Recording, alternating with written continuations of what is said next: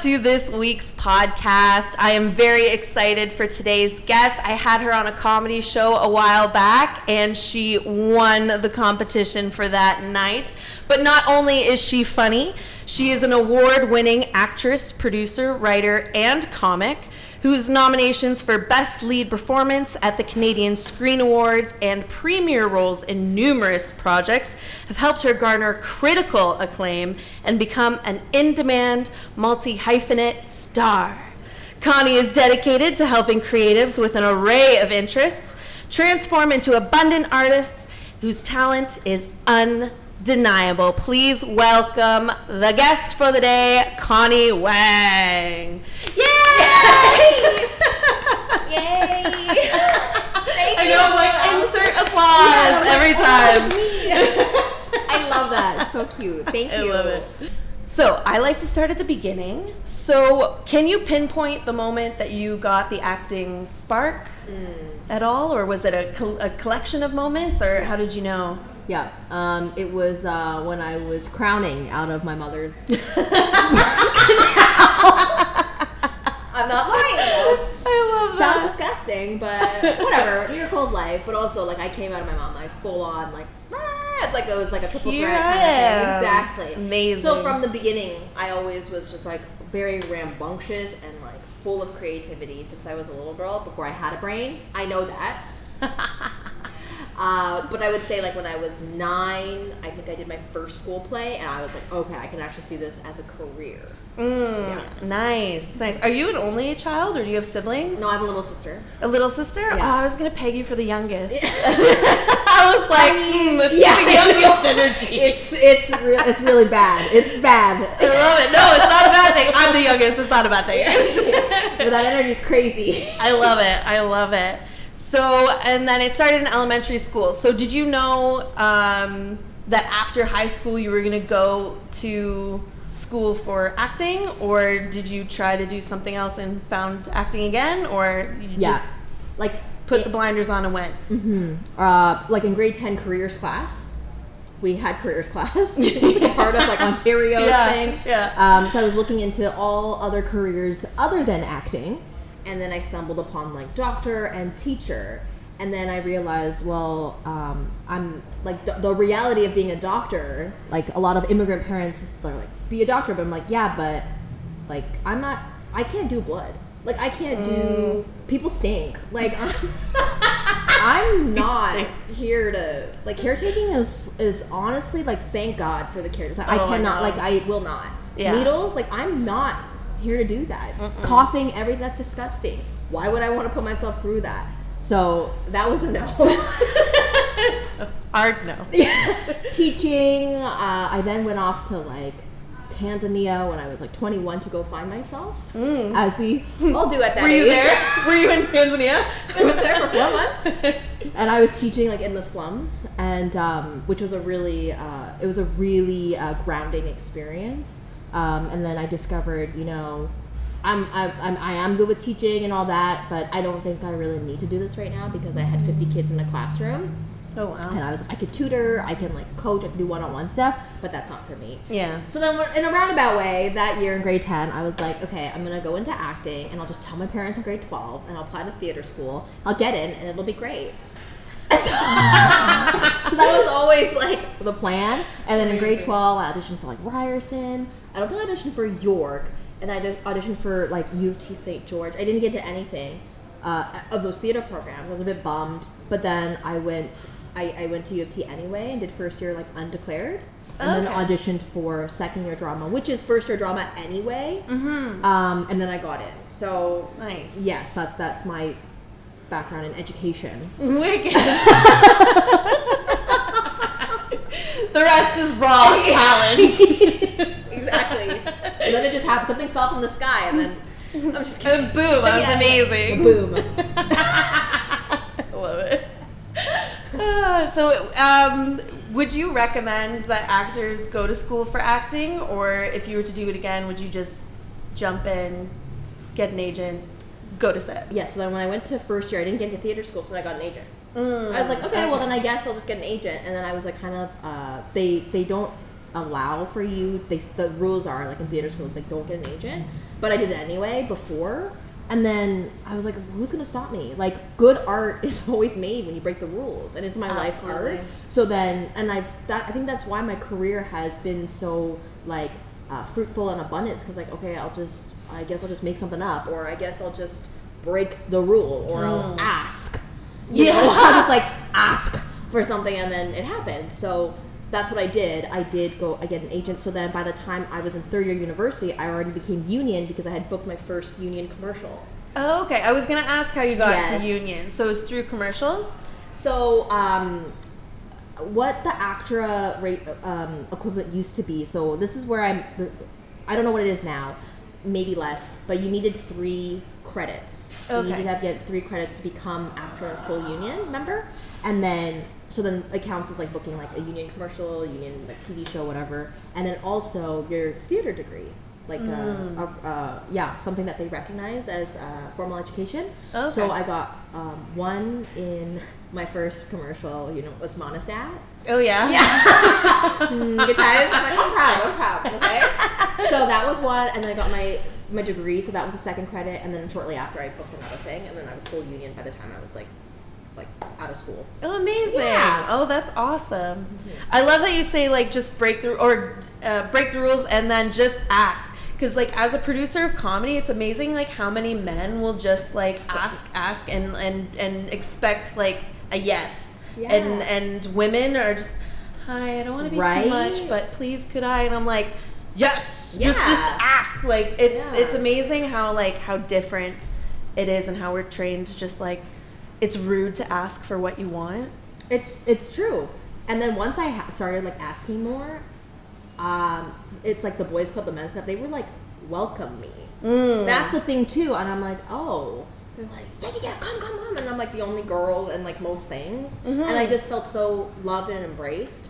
And I think it was like me discovering my own value and stepping into my own like expression, like authentically. It's like, that other side, they're so welcoming. Yeah. Like that was always my experience. Oh, that's nice. Yeah. Right? But there are like shitty things, but then for the ones that are like more, I just always felt kind of welcomed. Nice. Yeah. That's good. No, that's good. I haven't had any bad experiences, so they are, for the most part, from what I've experienced, I think you're going to experience with men and women. Yeah, absolutely. Like, ooh, yeah.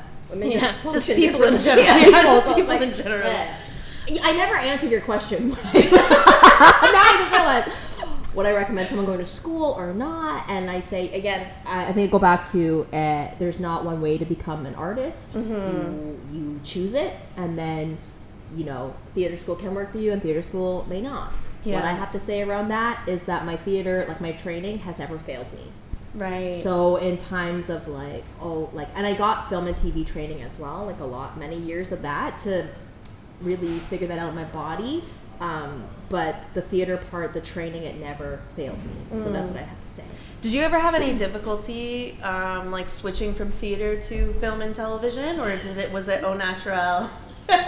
You're laughing already. Oh my god, many years of just like disgusting self-tapes, and like back when we would audition in the room, I'd leave and just be like, oh my god, and I'd get feedback, and it was just like way too big, like too big. And I think a lot of it had to do with like my mindset and what I thought was expected of me in the audition, and learning to break through, like being able to watching myself while I'm being like in the scene. It was like such a freaking journey to really like train. And I remember seeing myself by the time it was 2018. That was the first time I saw myself perform in Tokens, and I was like, oh shit, this is actually pretty good. Oh, I love that. Yeah, and I think it just took so many years of believing in myself and like watching myself on screen and like hating it, but something deep inside was like, keep going, like one day it will click. And so it's just like, keep going, like keep training, like keep doing it, and one day it does click. And now I watch myself and I'm like, I don't need to like puke or barf watching it. I'm like, okay, let's just redo this. Like, this is not clear. Or, like, I don't, like, I'm like, I love watching myself, to be honest. I'm like, this is great now. And I think that goes to show with like where my mindset was at, my level of self-love for myself, self-compassion, and really seeing like my own value. So that was really the journey. and still is. Have you ever doubted your career choice of acting? I definitely had my challenges. I've wanted to quit seriously like twice, and when those thoughts came through, like I was like, okay, I'm gearing up. Maybe I'll have the conversation with my agent. Like I think I'm ready.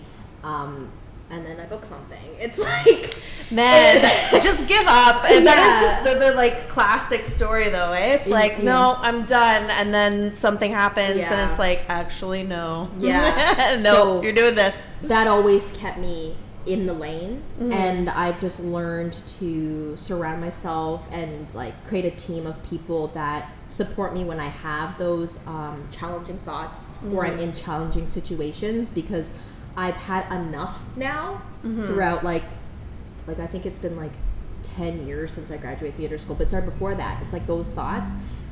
I've had enough experience with it that it's like, okay, I can get through this. So it's a matter of like, who do I need to talk to right now to like, get like figure out what's actually going on with me and then take the actions. Right. Like it's all about staying in the lane, and sometimes we veer off, but you're meant to be in this lane. Yeah. You just are. Yeah. And so the 2 times that you wanted to give up, was it like a certain thing that happened, or was it just like laughing? I'm in this mood this week where I'm like, I'm like, yeah, because I so resonate with it, and I start replaying it, and it's just funny. Well, at least you can laugh about it. You gotta find the funny in life, because life's too short, right? So, absolutely. Definitely the pandemic. Okay. That's fair. That's fair. Oh my god. Spend a lot of time with yourself and self-reflection. And I'm like, what are we doing? So it was really thinking about that and like money stuff, right? Because I was like, okay, like I made $5 that year. Oh my gosh, yeah. From a residual payment. Nice. And then which my agent also got 15%. And then it was tax. So there was that in terms of money stuff in 2020, and then like thank God for like CERB at the time, but then it was also like panicking. I know CERB's not gonna last. Yeah. And like this career is so it felt very so is it volatile is the word? Like so like up and down. And I was like, okay, I need to like really like if I've gotta come into like 2021 like balls to the walls, like you're a lead actress, like we're breaking it with like the finances, like to be comfortable and not just go for not just taking what I can get. Yeah. And so I started saying no to roles, which is something that I was never didn't know I could.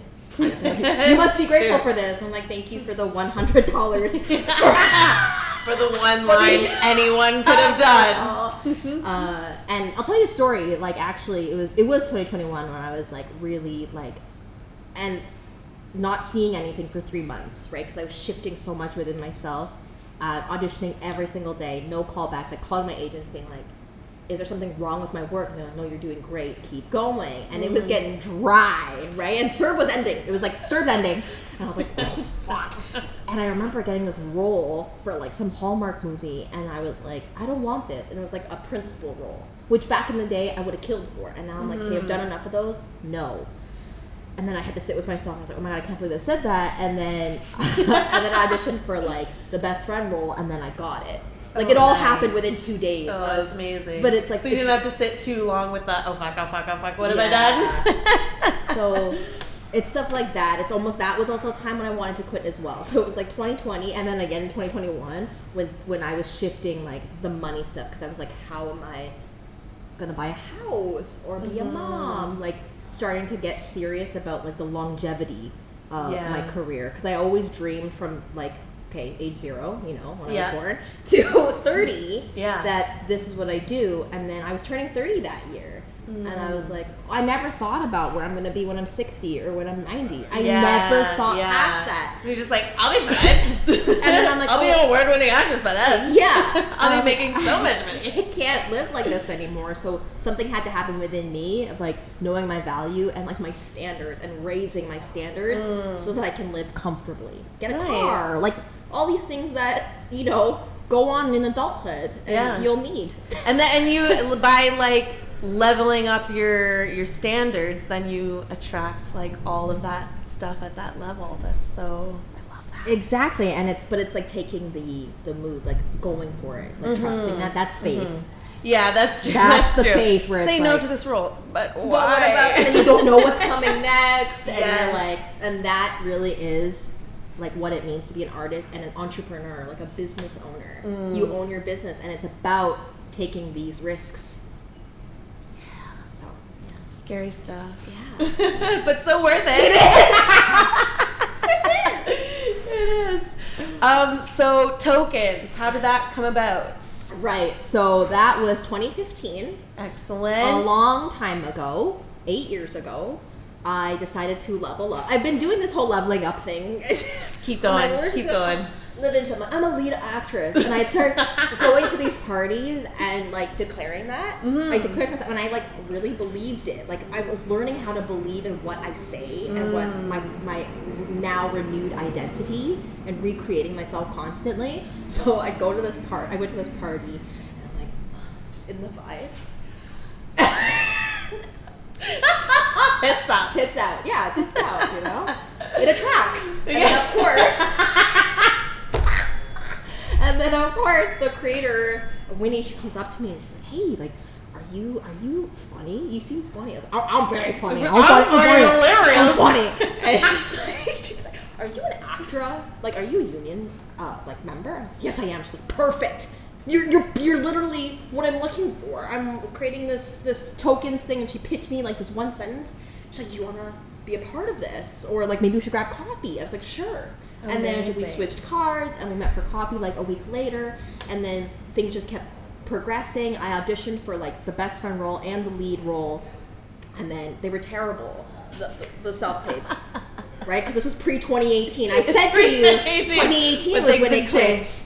But even pre, it was like it's pretty bad. But then she did cast me, because I think there's ultimately at the end, like I'm being harsh on myself, you see what's behind a performance. Like you hire the energy you want to be with ultimately, right? So I was hired, and then things just kept going, and I'm still like riding the wave of tokens. Amazing. I love that. So that's how it happened. I literally just made up that I was a lead actress, and then boom, it arrived. It does take work, because then I also did go to like my acting instructor. I was like, listen, I'm here to create myself as lead actress. You need to start training me as that. And of course, all the sides are different. Like you get 10 pages instead of like 2, or sometimes 25. Right. Like it's that. I'm not like, it can be that easy to say I'm a lead actress, but then doing the work to operate. Yeah. It takes a level of training. It takes a level of being in the world, right? To be a leader, to be an executive producer. It's like you gotta not be embody it. Yes, embody it. It takes a level of letting go of what you used to be, thinking of yourself as small, and then going and biting off more than you can chew, and then fucking dealing with it. Okay? I love it. And then fucking deal with it, because you chose this. That's life. Yeah. I love that. Yeah. Oh my God. I love your mindset of all this, like how to, and I'm like so resonate with it, because I'm like going through it. I hear it, but yeah, so nuts. I love it. I love it all. So I was gonna ask about the coach that you talked to ask for more roles. Yes. Are you still with them, or do you train in multiple different places? Are you always training? What's your method? Yeah.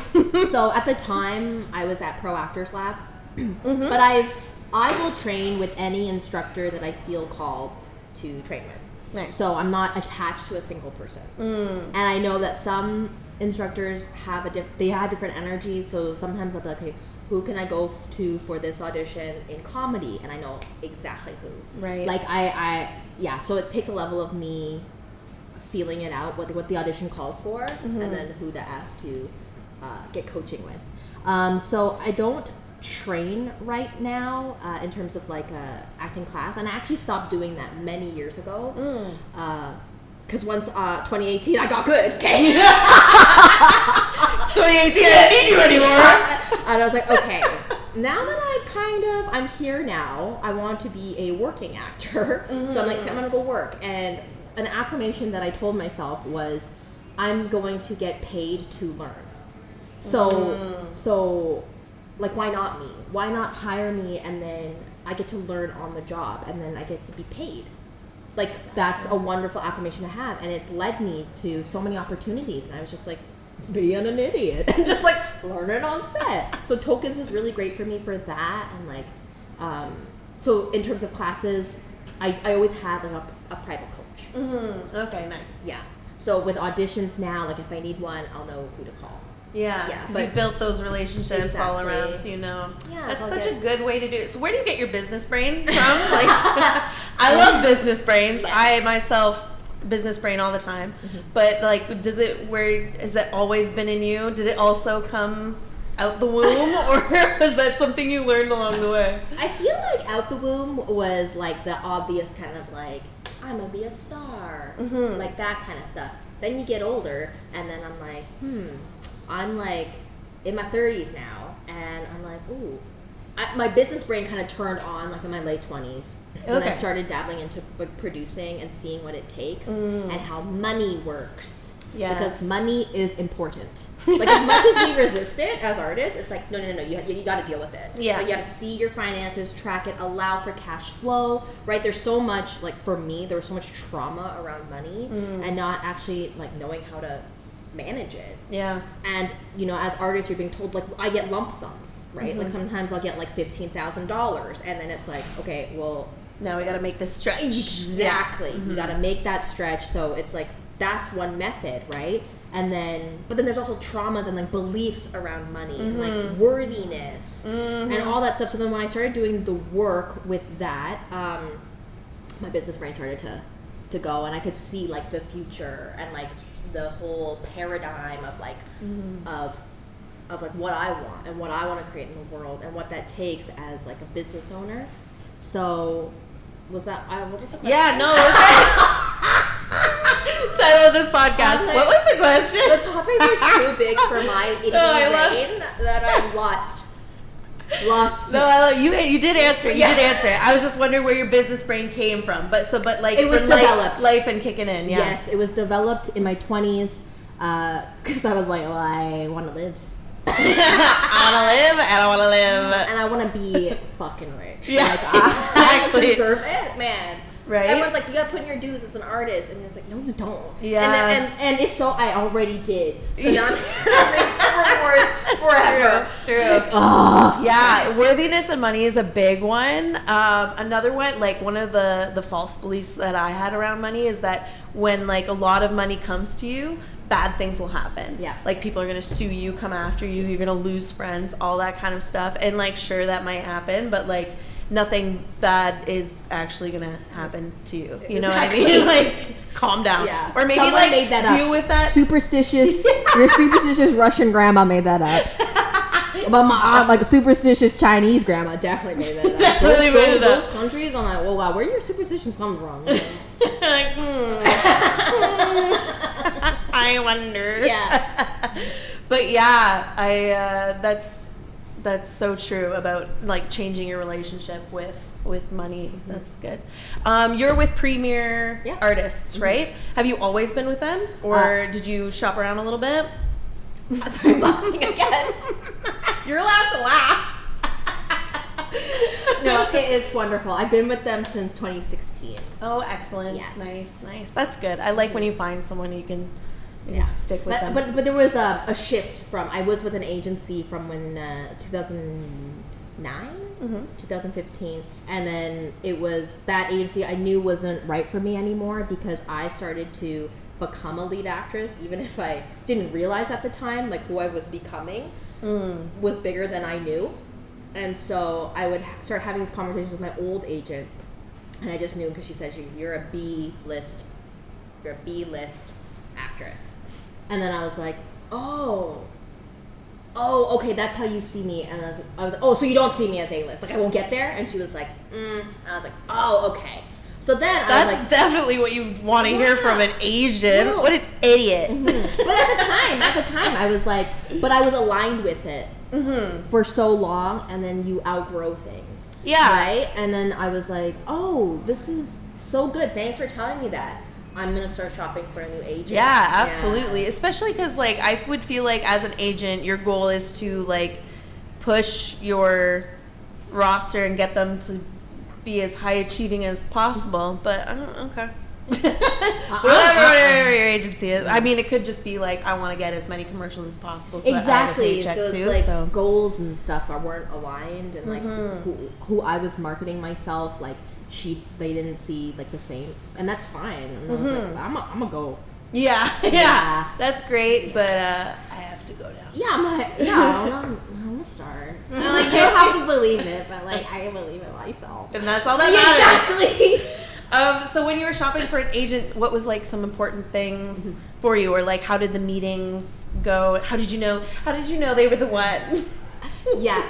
I think I sent out to 8 agencies, and also with the demo reel thing, like I never had a demo reel up until 2 years ago. So I don't think you actually need one. Me feel better. But don't get me wrong, a lot of agents will want it. Like they still want absolutely. it. But I feel like you could nowadays, especially, you can send 2 contrasting scenes and like do a comedy, do a drama of like your best shit. And then that's what I did. Yeah, actually, I didn't have enough for a reel. But originally, when I got my first agent, it was just headshot resume, and my resume literally was just like high school. Like I didn't even have theater. Like, and then she took me, and then my second one was headshot resume, and then 2 contrasting scenes. Nice. Yeah, that's wicked. And I heard back from all of them. So I applied to 8. I heard back from all of them. I think 3 were like immediate no, and then some were like, okay, want to meet with you, blah, blah, blah, blah. And I just remember having like, I did have 4 or 5. I think I did meet with everyone who wanted to meet with me. And it was just, it was fun. It was like, go in there. Like I'm going to say this. Some agents I went in, they were wonderful, but they looked like they were about to retire. And so for the young artists, like, or anyone who's starting out, it's like, you want to look at where that agent is at. If they're like into their 60s, like how long are they actually going to go for? Yeah. If you're just starting out. So that was something to clue in. For sure. I wanted someone who was young enough, who, you know, had a family that needed to like work and make money. Yeah. Because that does something. Yeah, it's an extra changes motivation. Exactly. You need to put food on the table, Exactly. Like, not that changes save things. for your retirement. Yeah. And then also, I think it's just like alignment and intuition. And with my current agency, they never pressure me. They're like, take your time to figure this out. Like, don't. Nice. Right? And then at the time, I had like this dinky little YouTube channel. And I remember hearing back from one of the agents who wanted me, and then she came and she was like, I just saw your YouTube channel. This isn't going to work if you are going to be on our roster. And I said, why? And she's like, I just don't think it works with who we want you to be. And I immediately knew, I was like, oh, this isn't going to work. Then I had all the other agents look at my YouTube channel, and I was like, what do you think? And they're like, yeah, whatever. Like, it's fine. Like, Yeah. And I was like, oh. So that also helped, too. It's like being with, because your agent is a team member. Yes. That you hire. Not a boss. Exactly. So then but it's also like, do they accept you for your full expression, right? Because as an artist, it's about being your most authentic expression, and sometimes it's uncomfortable, and like when I watch like my bad self tape, it's icky. Like or if you watch bad comedy, and you're like pulling your sweater up, like, oh my god, can they get off the stage? Yeah. But there's something for that person, that artist, to be learned to have to go through that. And just because it like mirrors all your gross stuff, like that, but you're a part of that. You're a part of that growth. So I wanted someone who would see me as bigger than what I was doing, because what I was doing, I was going through something and coming out, and now I'm like a flower with thorns. I'm a rose with thorns. A flower with thorns. Being with your team to see you as a whole complete person, not just work stuff. That was also important for me too. Is like I wanted someone who I could shoot the shit with. someone to talk about family with, like everything with, like a friend. That's what I wanted. I never want to just go in there and just talk about work. It like sucks it dry. I'm like, why are I just don't like it. I just don't like it. I need to talk about everything. Like sex, like it's not like you can take that up and it's true. But I need to talk about everything. Like boys, men, everything. I talk about everything with them. It needs to be like that because that's who I am and that's who I am as an artist in the world. Yeah. No, that makes sense. I like that. I love that. I love that you found that. Yeah, that's thanks. so nice. Oh, I love this question. What is the biggest mistake you've made on set? Like, have you ever embarrassed yourself on set or left being like, oh my God, what have I done?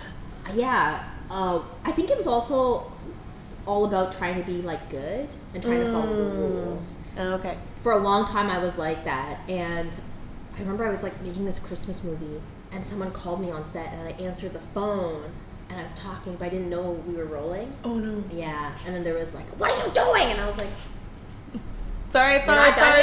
Yeah, like where am I? So I remember that happening and just like certain things when you're so green and like new to the industry, you don't know. No one tells you. You only know when you get yelled at. Right. I know. I'm like, oh. And it's never like we'll tell you nicely the first time. It is just like, why don't you know this? And it's like, my first time. Yeah.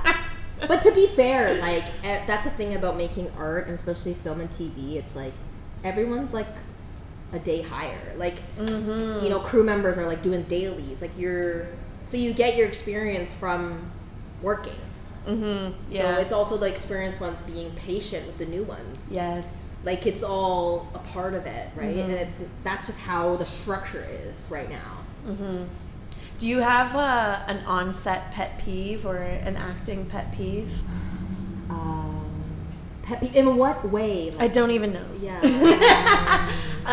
Like something that you like either the way things are run on set that you don't like, or a certain type of person that bugs you on set. I don't know. Like anything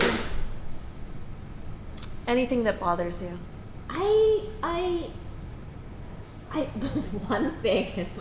One thing that I've been a demand for is like a proper trailer. I just love that. I was still in my career where I was like working and still didn't have a proper trailer, and that's just one thing. I'm like, I need it. Like when you're in heels or like in a big poofy dress, I gotta lie down. Yeah. Like I gotta lie down. So that's like my one thing is like I want a proper trailer. Nice. Which, yeah, you go lead. You're like, what leading kind of lady. lead are you? You don't have a trailer? And I'm like, I don't blame you. I blame the set. I blame the set. It just happened. But things are shifting. But that's like coming up. I'm like, I'm a demand for a trailer. Yes. Yeah. Yes. I had somebody contact me, and she's like, hey, I don't mean to be a diva, but and I was like, no, be a diva. I was like, you're just again asking for something. Yeah. Be a diva. It's not even being a diva. You're just exactly. asking. I'm like, for what something. is a diva? Because then I had to deal with that story about myself, like stopping me from asking. And I want to be a diva. I'm like, what's wrong with being a diva? Also, why do I make it so wrong? What is a diva? Right. I'm like, y'all aren't doing what I'm doing. Diva. No one else is in a heel. No one's feet are bleeding. Like my bleeding. Right. And I'm like, my back is killing me because the heel just. Right. You know? And then I'm like, I actually need to lie down. Like I actually need to lie down. No one else is doing this. Am I being a diva? No. Diva I think has been changed. Like diva was like a really high maintenance. I need like 14 strawberries in my room with 52 seeds each or whatever. But now diva's just like someone who knows what they want and asks for it. And it's like, okay, but everybody should do that. Like, please, we're not mind readers. Like I love it when people are like, Connie, like, can you give me this for my birthday? I'm like, oh thank God. Yes. Right? I don't want to make up something, and then like throw it out anyway. Exactly. That's huge. Exactly. Oh I my hate gosh. it. The regifting. Oh man, Christmas coming. I'm like, Christmas is coming. Yeah. So tell like, Connie exactly what you want. Exactly. I love it. I like it too. I mean, I especially with like in relationships, like my boyfriend, I'm just like, yeah, I clearly have to just tell you straight up what I want. Like there's no like, oh, you're gonna surprise me, it's gonna be surprise. No, I'm telling you exactly what I want. It used to be like that for me, like when we were first dating, and then you can see the look on my face when I'm like, he gave me something, and I was like, he was like, you hate it, and I was like, no. And then a minute later, I was like, I hate it. I do. I knew it because I would look at your face. I'm like, why did you get me this? Love it. Yeah. So I've been now like, I'll list exactly what I want. So I'm like, okay, so for my birthday, I want a new laptop bag with like these compartments with this compartment. Okay, so basically, I just want the base, Shay Mitchell's base, backpack, the commuter. That's exactly what I want. Black. Right? Yeah, exactly. Okay, he's like, by the way, base. Here's it's actually on sale right now, so you should probably just get it out. We're there. Yeah. It's a beautiful place to be. Yeah, it is. It's really nice. You get exactly what you want. So like it's awesome. I love it. All right, so you recently started a program this past summer that I want to talk about. It's called The Abundant Artist. Yes. Tell me everything. So it's it was birthed, like the idea was birthed like 2018, 2019. And I guess my journey into becoming the abundant artist started when I think it was like 2015. I was 24, and I remember it was after my 24th birthday. The party had left, like I was still partying back then, and I was sitting there like in my bedroom. It was like 2 a.m, and I was like, oh my gosh, like I'm so miserable. Like actually accepting those heavy feelings, because I was dodging them for so long, because I was like, I'm gonna make it. I'm gonna make it, and I'm out here chasing my dreams. I'm gonna prove all those bitches wrong in Windsor. Like, I'm gonna make it. And I was like, oh my gosh, I was working myself to the bone. I was working 7 days a week, 3 different jobs. Like, even when I had extra time, I was taking an acting class. I didn't actually have time to experience joy, freedom, presence, like space to breathe. And I remember like intuition just came knocking. Like it literally was just like a knock knock. Like, Connie, you need to turn this all around. And that's when I started, like 2016, the year after I started, like my year of transformation, I call it. I went to Vipassana meditation, so it's a 10-day silent meditation retreat, just out in Egbert. It's free. 10 days. And after that was January of 2016, I continued to meditate until my birthday in October that year. And then I started dabbling into like esoteric work, like healing work, like spiritual development, then personal development, communication courses, business courses, like, but it started like that, but down here was always like meditation, spirit. And then eventually I went to communication, business courses, like started doing courses. And then ultimately, this is a very long story, but I want to tell you my life story. That's why we're here. What I discovered, and I continue to make breakthrough after breakthrough, and now I'm at this point where I can proudly, confidently, like go on to set, be a number 1, number 2, or like just be that in my life. And what it took was like 10 years of like just being like a sock and flipping inside out. I love the visual. And discovering all, the tools and the principles, and like working with the universal laws. Right? Because the law of attraction is such a big thing. Manifesting, it's like, no, there's like 12 other laws. To work with, bitches. Like, and it's getting clearer on that. And I created that, and like the participants have just had like these crazy, miraculous months. Like the results were just like unreal. Right? Like amazing. Unreal. Doubling, tripling their income, tripling their auditions. We're on a strike. And that happening, and I'm like, yeah, this shit works. Amazing. So it's called Becoming the Abundant Artist. It's a 5 to 6 week course, and then I coach and I lead, and artists, like, it's really to transform the starving artist mentality into the abundant one. I love that. Ooh, got chills. That felt good. Yes. I love that. All right, so we finish every episode with fast 5 questions, and I'll try not to talk in between, but whatever. So here we go. Favorite candy? I love dark chocolate. Excellent. Name 3 must-haves on set. water, comfy slippers. Ooh. For the heels. Yeah. And okay, so heat in the winter and air conditioning in the summer. Yes. Favorite guilty pleasure show or movie? Friends with Benefits. Oh, Yes. nice. A quote you live by or try to live by? Right now, it's people don't play to win. They only play to not lose. Ooh. Be the one to play to win. Ah, I like that. And the last one is a piece of advice for other creatives who are just starting out in their acting journey. I would say get off social media. Like get off like technology and be present with yourself and be present with others. Like be present. Yes. And sign up for her course. Yes, that too. I love that. Well, thank you so much for being on our podcast today. Stay tuned for next week's episode, everyone.